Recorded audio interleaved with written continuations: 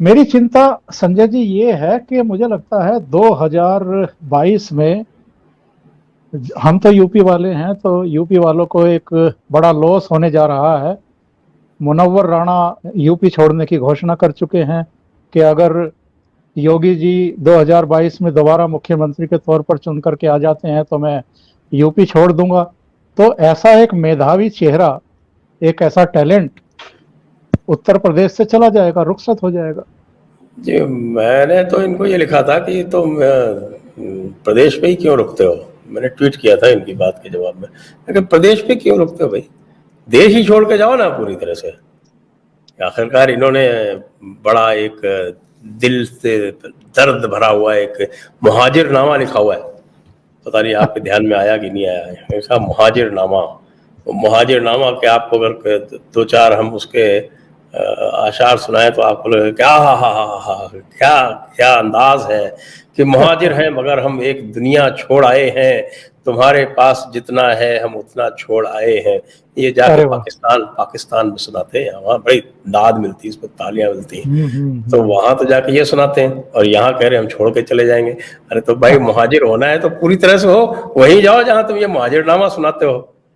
साहब की कहानी का ये किस्सा आज तक सबसे छुपाया है कि हम मिट्टी की खातिर अपना सोना छोड़ आए हैं।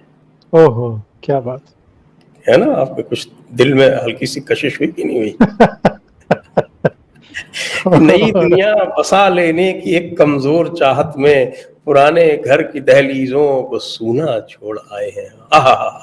और इस पे साहब क्या तालियां बजती थी साहब, कराची में तो लोग रोने वोने लगते थे, पता नहीं क्या होता था। लेकिन असलियत यह है कि इसकी इनकी जो एक और दूसरी एक इन्होंने कही है हरकत, इनका एक और शेर है, वो इनकी इस हरकत को ही डिस्क्राइब करता है। वैसे भी अगर आप जानते हैं ना, इनकी जो सबसे प्रसिद्ध कृति है माँ, मेरे हिस्से में माँ आई, वो भी चोरी की है। हाँ, आलोक श्रीवास्तव की है, बिल्कुल। वो भी चोरी की है। आपको पता है किसकी चुराई? आलोक श्रीवास्तव की। और इस चोरी को लोगों ने सरेआम महफिल में इनके मुंह पे कह के मारा था और ये चुपचाप बैठ गए थे जाके अलग, और सबके सामने सबको पता है कि ये चोरी की है। कम से कम शेरो शायरी में जो लोग, जिनको भी थोड़ा बहुत भी है, वो सब जानते हैं कि ये चोरी की है। और इन्होंने खुद ने कहा था एक बार, एक इनकी दूसरी एक गजल है, वो उसका एक ये शेर है, सुनाता हूँ आपको। अब बस उससे जो है आप इनके चरित्र को तुरंत आप समझ लीजिए।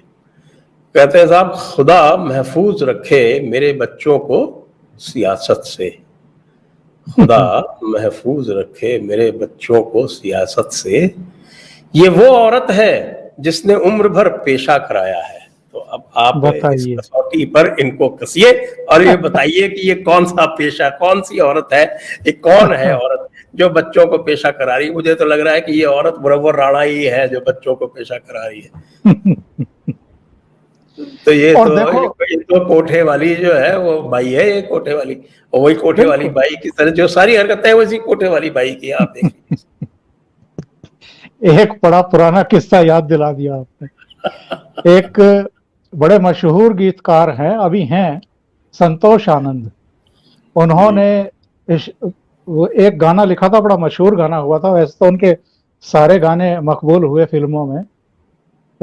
जिंदगी और कुछ भी नहीं तेरी मेरी कहानी है, एक प्यार का नगमा है, मौजों की रवानी है, जिंदगी और कुछ भी नहीं तेरी मेरी कहानी है। तो मैं एक बार उनका इंटरव्यू करने के लिए गया, वो दिल्ली में ही रहते हैं। तो पीने पिलाने के शौकीन हैं। तो शाम को वो एक अपने मित्र के पास जाकर के बैठ गए हम दोनों, और वो उनको ये लगा होगा कि ये भी पीते होंगे, तो उन्होंने बोतल खोल ली। तो मैंने उनसे हाथ जोड़ लिए, मैंने कहा मैंने कभी पी नहीं है और मैं ये शौक नहीं रखता हूँ। तो उन्होंने इंटरव्यू के दौरान एक बड़ी दिलचस्प बात की। उन्होंने कहा कि ये जो आजकल के कवि सम्मेलनों के मंच हो गए हैं, ये इनकी हालत वैसी ही है जैसी शाम को कोठे पर सज धज करके वैश्याएं बैठ जाती हैं, और सुबह अगर देखो तो उनके चेहरे पहचान में नहीं आएंगे। तो इन कवियों और शायरों का भी यही हाल है। ये सज धज करके मंचों पर आते हैं और अपना कलाम या अपनी कविता पढ़ते हैं, पैसे ले जाते हैं आयोजकों से, और उसके बाद जो इनके चरित्र हैं, जो इनकी व्यक्तिगत वैचारिक जो वो है नंगापन, वो कई बार सामने आता है। और अब तो हमने देखा है सोशल मीडिया पर, मतलब ऐसे ऐसे नामचीन चेहरे जिनका साहित्य के जगत में अपना एक मुकाम हुआ करता था, और जब तक हम उनकी व्यक्तिगत विचारधारा से परिचित नहीं हुए थे तब तक हम भी उनका सम्मान करते थे उनकी रचनाएं पढ़ करके। लेकिन ट्विटर पर आकर के, फेसबुक पर आकर के जो गंद उन्होंने उगलनी शुरू की, तो उनके असली चेहरे निकल करके सामने आने शुरू हुए। और यही हाल इन हजरत का हुआ है कि ये इनके भीतर जो गंदगी बैठी हुई है वो निकल करके लोगों के सामने आनी शुरू हुई। अभी एक प्रकरण हुआ है कि लखनऊ से 3 आतंकवादी दबोचे गए और इनका एक अलकायदा से संगठन एक दूसरा था, उसका अलकायदा से रिश्ता है, उस संगठन से वाबस्ता ये हैं, और पेशावर यानी पख्तूनवा के इलाके से इनका संबंध रहा। उन तीनों के गिरफ्तार किए जाने को इन्होंने सीधे सीधे चुनावी राजनीति से जोड़ दिया, और इससे भी, इनसे मनोवरण से भी 2 कदम आगे निकल गए जमीयत उलमाए हिंद। उन्होंने कहा कि हम इनके सारे अदालती खर्चा जो है हम उठाएंगे। तो मतलब हमारे देश के भीतर ही गद्दार बैठे हुए हैं, छुपे हुए। कैसे कैसे लोग हैं ये जो सीधे सीधे आतंकवादियों का समर्थन करते हैं और सरकारी एजेंसियों को कटघरे में खड़ा करते हैं। नहीं, मुझे तो इसमें बिल्कुल आश्चर्य नहीं होता, क्योंकि मैंने तो इनका पूरा चरित्र का विश्लेषण किया हुआ है। चाहे जमीयत उलेमा हिंद क्या थी, जमीयत उलेमा हिंद देवबंद का ही तो फ्रंट था जो हुसैन अहमद मदनी ने बनाया था, और इन्होंने खूब नाटक किया था पार्टीशन के पहले। ये कहते थे कि साहब कि हम भारत का पार्टीशन नहीं चाहते हैं, ये तो है कौमियत मुत्तहिदा, और उधर सारे के सारे बरेलवी खड़े हुए हैं कि साहब हम कौमियत जुदागाना, हम सेपरेट नेशन, ये कहते थे कॉम्पोजिट नेशन। क्यों? हुसैन अहमद मदनी ने खुद ने तकरीर की दिल्ली में 1946 में, और वहाँ पे सारे बरेलवी और सबकी इनकी साझा हो गई।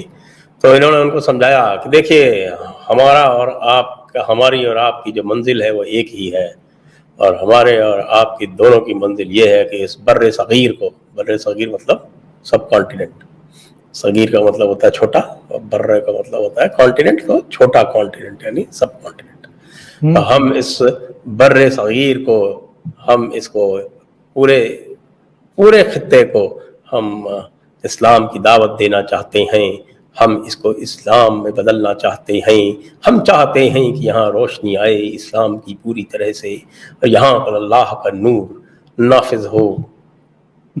तो ये कौमियत मुत्तहिदा वालों की तकरीर थी। और अबुल कलाम आज़ाद की तो तकरीरें आपने सुनी नहीं है, वो भी तो नेशनलिस्ट थे ना। इन सब का नेशनलिज्म ये था। और इन्हीं के जो दूसरे थे, क्या नाम है, शबीर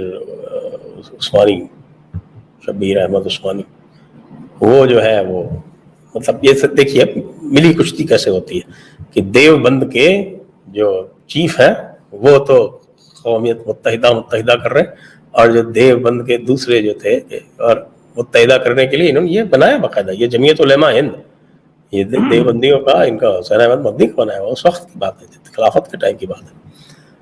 और शबीर अहमद उस्मानी है वो कि नहीं, वो चले गए बरेलवियों के साथ। वैसे देवबंदी बरेलवियों में 36 का बिल्कुल यूं मार काट हो जाए, अरे क्या क्या हो जाए, लेकिन वो उनके साथ चले गए और जिन्ना को सपोर्ट करके। और जब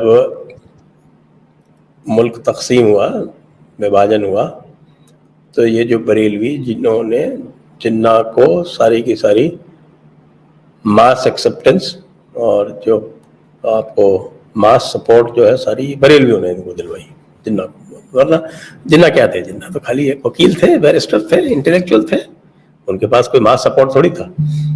तो जिन्होंने मास सपोर्ट दिलवाया और जिन्होंने सबने तकरीरें की, बढ़ के चढ़ के दंगे करवाए, दंगों में हिस्सा लिया, सब करवाया, उसमें आपके जो क्या बोलते हैं बरेलवियों के जो जिन्होंने ये आपकी बरेलवी तहरीक कायम की, अहमद रजा बरेलवी, उनके दो बेटे थे, हामिद और मेरे ख्याल से दूसरे का नाम उस्मान था शायद।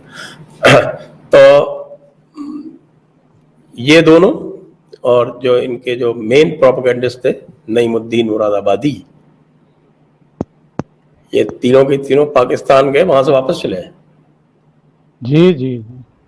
अलीगढ़ मुस्लिम यूनिवर्सिटी जो कि सारा इंटेलेक्चुअल कवर फायर जिसने दिया, जिसने पंजाब के चुनावों में फुट सोल्जर्स का काम किया, जिसके सज्जाद ज़हीर जैसे लोग जो थे वो उनके मुख्य आइडियोलॉग थे मुस्लिम लीग के, CPI के होते हुए भी, जो बाद में चले गए वहाँ पर पाकिस्तान में, फिर वहाँ उन्होंने कम्युनिस्ट गिरी करने की कोशिश की तो वहाँ इनको पकड़ा लिया रावलपिंडी कंस्पिरेसी केस में।